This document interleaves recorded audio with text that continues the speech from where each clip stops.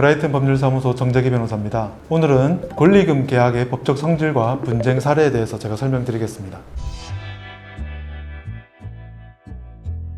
일단 사실관계를 설명드리면 상가가 있었는데 그 상가는 신탁 등기가 되어 있는 상가였습니다. 임차인은 A, 임대인은 갑이었고 신탁회사가 있었습니다. 그러던 중에 임차인 A는 새로운 임차인 B에게 자신의 임차권을 양도를 했습니다.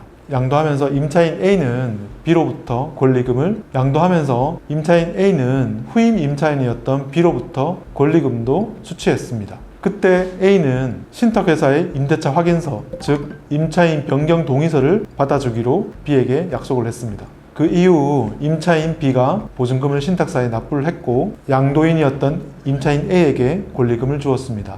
그렇게 아무런 문제 없이 1년 반이 쭉 흘러갔습니다. 그런데 그때까지 변경된 임차인 B에 대해서 신탁사는 임대차 확인서를 써주지 않고 있었습니다.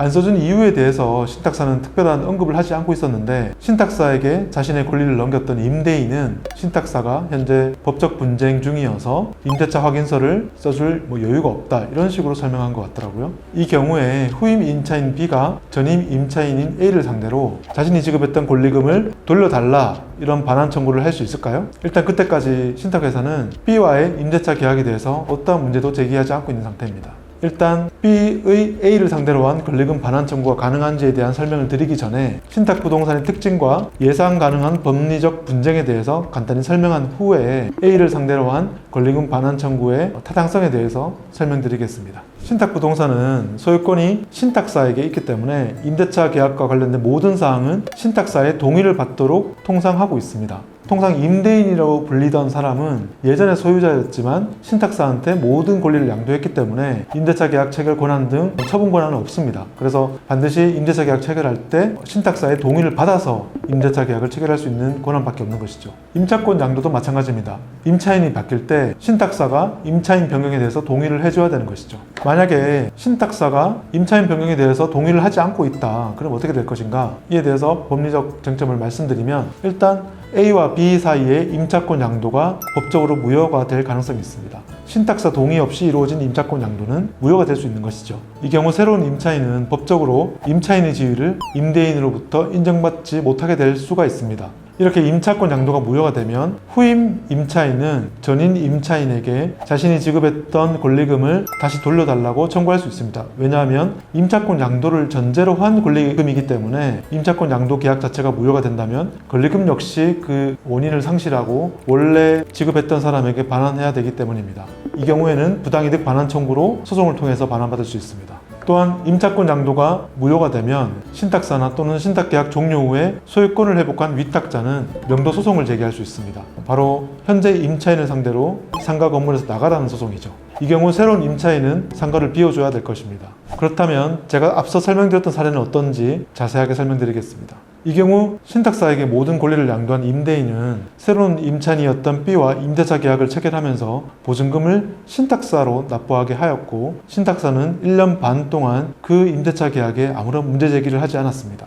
현재까지도 그런 임대차 계약에 대해서 특별한 이의 제기가 없는 상태입니다. 형식적 서류인 B와의 임대차 계약을 체결했다는 임대차 확인서만 써주지 않았을 뿐 보증금도 신탁사가 직접 받았고 1년 반 이상 월세도 받은 상태이기 때문에 이미 사실상 임대차 계약에 동의했다고 볼 증거가 나온 상태인 거죠. 그리고 임대인을 통해서 신탁회사는 모든 임대차 관련 권리 변동 사정을 다 알고 있었습니다.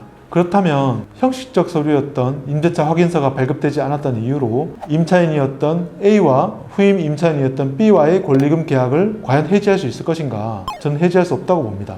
만약에 임대차 확인서를 써주지 않아서 B가 다른 임차인에게 그 임대차 계약을 양도하지 못해서 권리금 회수를 못하게 되었다면 그것은 후임 임차인 B와 신탁회사 간의 문제이지 전임 임차인이었던 A와의 법적인 문제가 아닌 것으로 보입니다. 다만 이 경우에 신탁회사가 후임 임차인 B에게 임대차 확인서를 써주지 않을 것임을 알았거나 신탁사가 부동의하고 있는 임대차 계약을 숨긴 채 이와 같은 채권 양도 행위 같은 일을 벌였다면 임차인 B는 바로 그 양수도 계약을 해지할 수 있을 것입니다. 그 해제 사유는 아마도 기망을 이유로 한 계약 취소일 것이고 손해배상 소송까지도 제기가 가능합니다.